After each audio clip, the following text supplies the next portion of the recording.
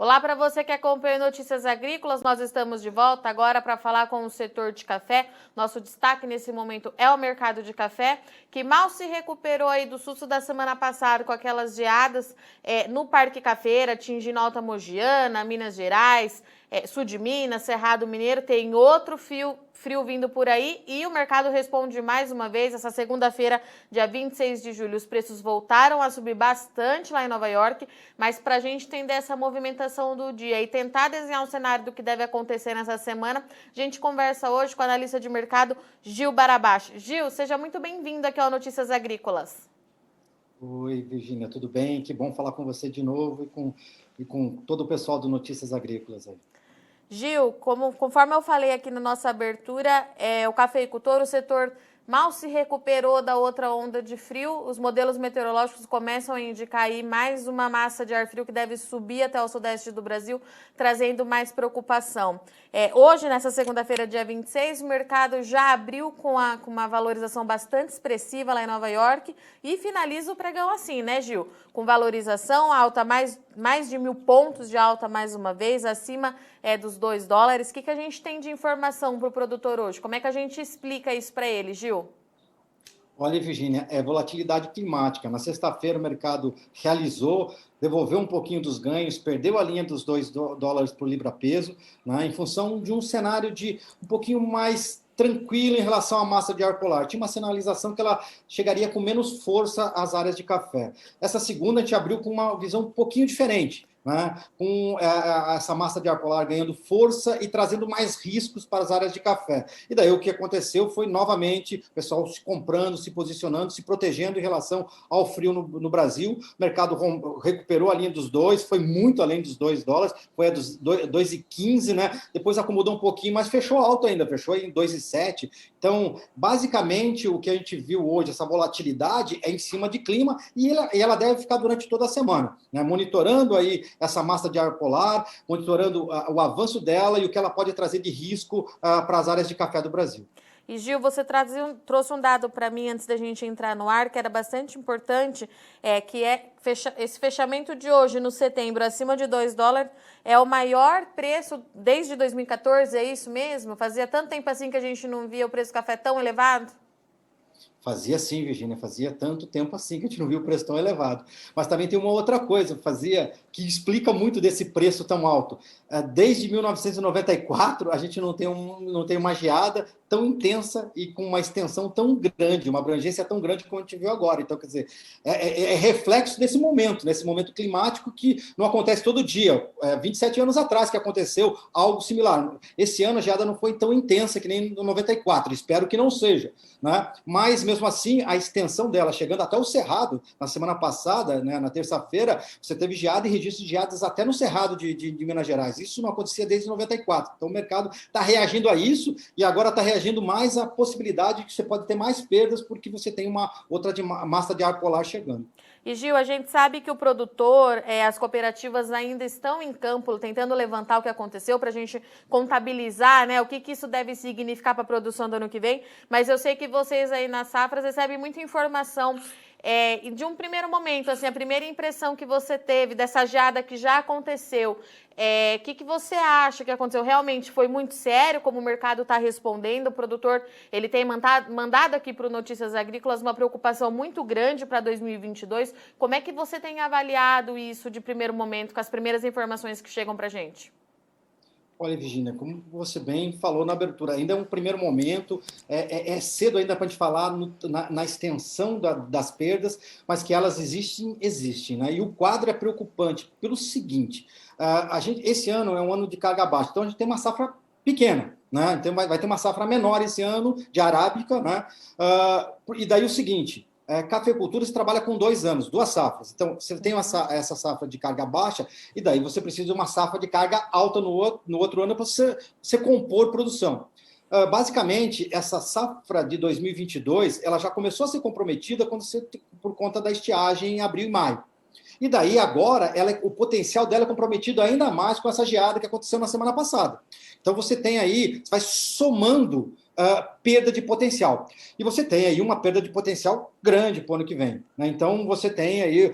os números são muito abertos, Virginia. É difícil hoje você falar, porque a chance de erro é muito grande em relação ao tamanho de perdas. Né? O que a gente viu recentemente aí é que essa extensão, aí, segundo os dados oficiais, ela pegou aí de 20% a 25% da área de café, mas basicamente pegou 20% a 25% da área de café arábica, né, de produção de arábica, mas essas perdas podem ser de 100%, quando você perde toda a safra do ano que vem, de 2022, ou ela pode ser parcial, você perde 50% do potencial da safra, você perde 30%, você pode perder 10%, 20%, dependendo da geada e como que ela foi, da intensidade do frio na região. Então, por isso que é muito aberto. Mas o que acontece? A gente trabalhava, a princípio o mercado trabalhava com uma safra grande o ano que vem para compensar essa safra pequena, recompor estoques, o Brasil voltar a exportar níveis que ele vinha exportando anteriormente. Só que você já começa a colocar em xeque essa situação.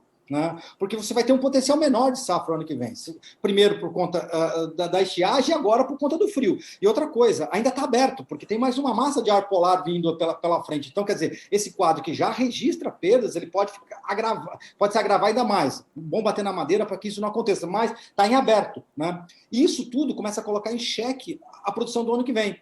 A recuperação dos estoques no Brasil, e daí todo aquele quadro, aquele desenho de estratégia comercial do comprador, de curva de preço, você começa a revisar. Né? Então, esse reflexo que a gente está vendo no preço, que o preço saiu, se a gente pegar terça-feira da semana passada, quando ocorreu a geada, até agora, ele subiu aí entre... O último número que eu tinha visto em torno de 35%, entre 33% a 35% lá em Nova York. Olha o salto que deu no preço. Isso é reflexo do potencial perda da safra do ano que vem. Né? E aí a gente ainda não dimensionou ele, vai dimensionar com mais clareza só depois nas floradas na primavera desse ano. Mas, enfim, você começa a mudar o quadro para frente. E Gil, essa elevação nos preços, né? O produtor pedia muito por isso, falava muito se falou desde a seca do ano passado que o mercado não estava correspondendo à condição climática aqui no Brasil. O produtor mandava muito isso aqui para a gente no Notícias Agrícolas. Enfim, o mercado sobe bastante, alcança os patamares que não eram vistos há 7 anos, pelo menos.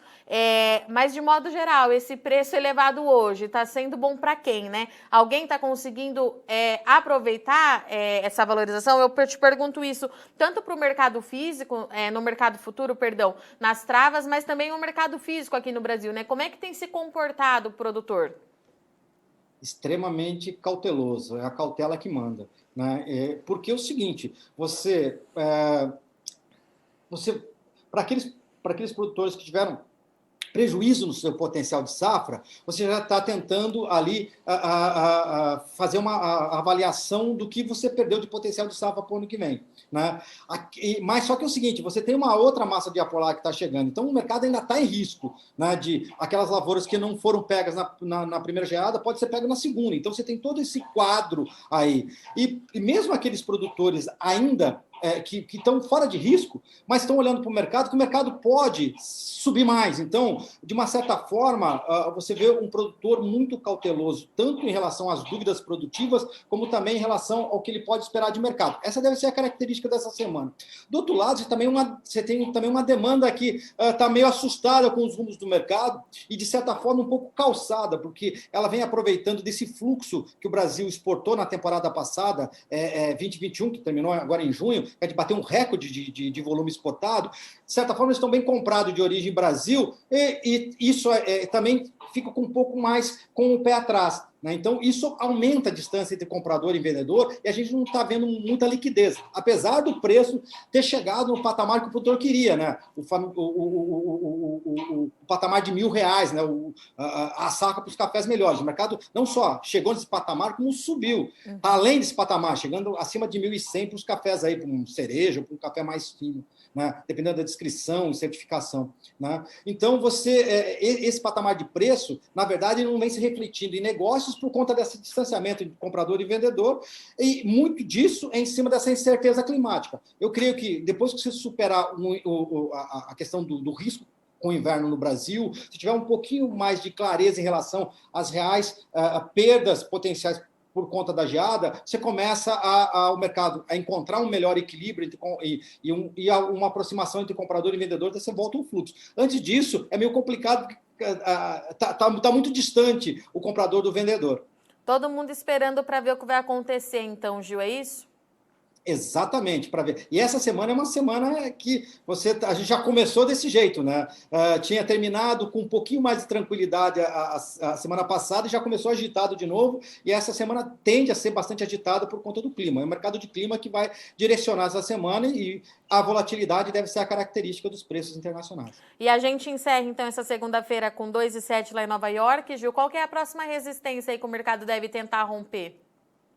Olha, ele até a semana passada ele tinha os 2,10 para buscar. Essa semana, já na segunda-feira, ele foi buscar os 2,10, foi até 2,15. Então, esses seriam os patamares, 2,10, 2,15. E daí, se for acima desse patamar, daí é buscar a linha histórica de 2,20, né? Daí a gente está olhando, todos esses patamares que a gente está olhando de preço de setembro, já são, para o contrato de setembro, ele está testando máximas, porque você não tinha esse preço para esse contrato de setembro 21. Então, você já está buscando referencial histórico, por isso que a gente está falando de 2014. Né? A referência hoje de preço é a curva de 2014, e daí, dentro dessa curva, você tem 10, 15, 20 para buscar. Mas tudo vai depender muito da volatilidade climática.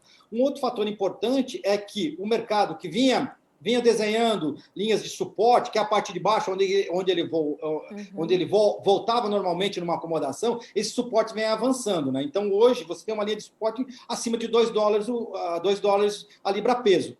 Então, esse é o patamar que ele está oscilando. Lógico, se você tiver uma situação melhor de clima, não ter prejuízo nas lavouras, ele pode testar essa linha de baixo e buscar um patamar um pouco mais baixo. Se por acaso tiver um sinal diferente, espero que não aconteça, mais prejuízo para a lavoura, ele vai buscar esses patamares que eu falei, pode ir além, dependendo do tamanho do estrago. E, Gil, e paralela a tudo isso, a gente tem o inverno, mas daqui a pouquinho a gente começa a acompanhar e tentar, na torcida, né, para essa chuva voltar de fato lá quando ela tem que voltar, em outubro, para a gente entender melhor o que acontece com essa planta que foi atingida pela geada. Então a gente pode esperar aí um segundo semestre bastante movimentado pelo clima aqui para o mercado de café, é isso? Exatamente, a gente viu, Virginia, termina um mercado de clima que é inverno, vai começar outro. E aí ele vai ser muito mais fundamental do que ele foi anteriormente, porque você falou na tua apresentação que os produtores estavam preocupados que o mercado não estava refletindo o quê? Aquela estiagem de abril e maio. Por quê? Eles estavam apostando que viria chuva boa na primavera e você conseguiria ali compensar de certa forma, trazer uma boa florada e daí apontar para uma safra cheia em 2022. Agora, além da questão da estiagem de abril e maio, né, você tem também o frio e os estragos causados pela geada. Então, quer dizer, aumenta ainda mais a necessidade de chuva em abril e maio, o que deve tornar o mercado de clima com as floradas do Brasil ainda mais volátil do que já se esperava. Muitas coisas para a gente acompanhar, então, daqui para frente, hein, Gil? Sem dúvida nenhuma, né? Sem dúvida nenhuma. Tem outra pergunta para a gente finalizar, Gil, que os produtores fazem bastante e a gente sempre fica com essa dúvida, né? Quando o mercado sobe muito, a gente corre o risco de devolver tudo isso? Olha, o que aconteceu com o mercado, agora você teve um fator fundamental, né? Você teve uma quebra e você diminuiu o potencial de safra. Você não sabe quanto, mas você diminuiu o potencial de safra de 22. Isso faz com que você suba o sarrafo, né? Lógico, no calor da notícia, normalmente o mercado volatiliza demais, ele tende eventualmente a exagerar, puxar demais e depois ele passar por uma correção. O que a gente está vendo agora é que você está tendo um movimento de alta em cima de proteção contra o frio que vai chegar na próxima semana. Se por acaso não tiver nenhum prejuízo, é isso que a gente torce, não tenha nenhum prejuízo para as lavouras de café, o que acontece? Ele devolve, né? A tendência de curto prazo é devolver um pouco desse ganho, porque parte desse ganho é em cima de proteção climática. Se não tem mais o risco com o frio, você devolve. É a chamada realização, como aconteceu no final da semana passada. Né? Esse é o cenário de curto prazo. Essa movimentação, esses ajustes de curto prazo são naturais do mercado. puxa, depois devolve e vai ajustando, né? E daí para o médio e longo prazo vai depender do quê? Vai depender do tamanho do estrago causado pela geada. Daí sim, você vai ter um pouco mais de tempo para o mercado avaliar, né? Mas no curto prazo sim, corre o risco de você, se a gente não tiver nenhum problema, né? Espero que isso aconteça, não tiver nenhum registro de geada, novas perdas, o mercado devolve um pouco dessa proteção. Isso é natural, essas idas e vindas são naturais dos movimentos de mercado. E Gil, diante de todo esse cenário que você trouxe para a gente hoje, muita coisa para o produtor continuar acompanhando, qual que é a sua orientação? É de fato manter essa cautela, o produtor está correto, é isso mesmo que precisa ser feito? O que você deixa de orientação aí para os nossos produtores?